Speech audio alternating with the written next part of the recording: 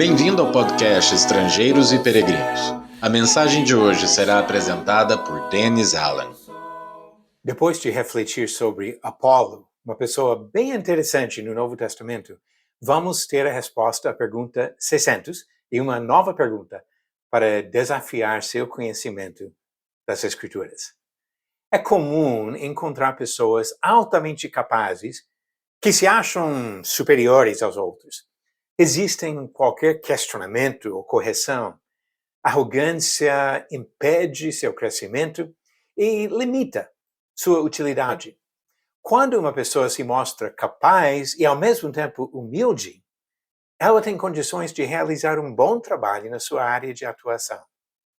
Apolo, uma pessoa mencionada em 3 livros no Novo Testamento, é um excelente exemplo de capacidade junto com humildade, e assim um servo útil para o Senhor. Apolo entra na história bíblica quando aparece em Éfeso, pregando sobre Jesus. A descrição enfatiza sua competência como um pregador eloquente.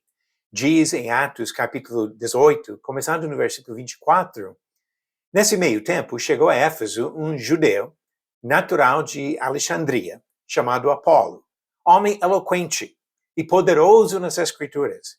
Ele era instruído no caminho do Senhor e, sendo fervoroso de espírito, falava e ensinava com precisão a respeito de Jesus, conhecendo apenas o batismo de João. Apolo começou a falar ousadamente na sinagoga. Eloquente, poderoso, instruído, fervoroso, ousado, ensinava com precisão. Ainda mais impressionante é a disposição de Apolo de aprender de outros e corrigir seu ensinamento. O texto diz que Áquila e Priscila, aparentemente recém-convertidos, com mais exatidão lhe expuseram o caminho de Deus. Atos 18, versículo 26.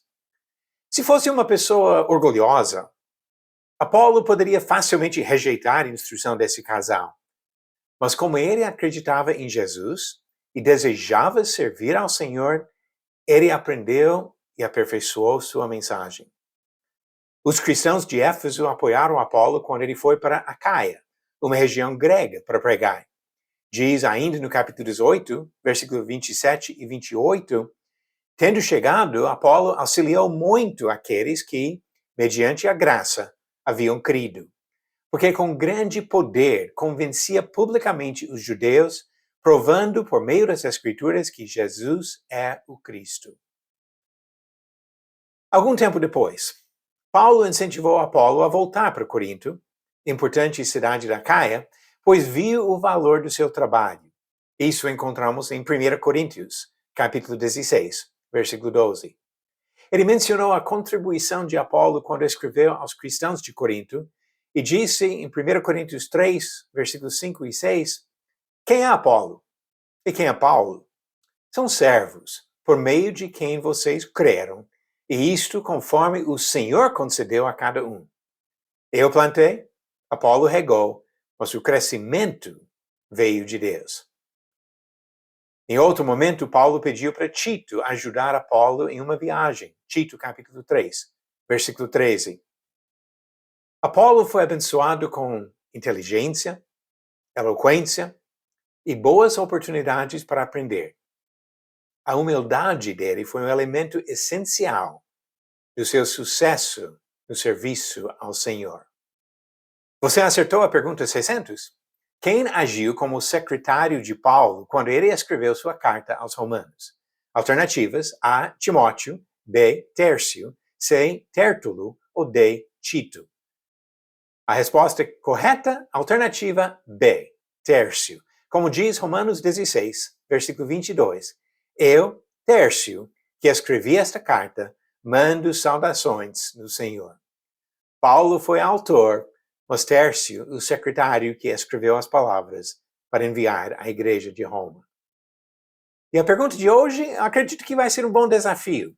O que foi o nome da mulher de Saul, primeiro rei de Israel? Alternativas: A. Ruth, B. Raquel, C. Zípora ou D. Ainoã.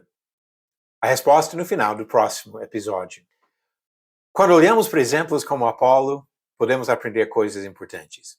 Devemos usar a capacidade que Deus deu para nós, mas devemos sempre agir com humildade, dispostos a aprender, crescer, corrigir e fazer melhor em nosso serviço ao Senhor. Obrigado por nos acompanhar nessa jornada pelas Escrituras. Volte amanhã para ouvir mais uma mensagem do podcast Estrangeiros e Peregrinos. Seguimos pelo mundo a viajar.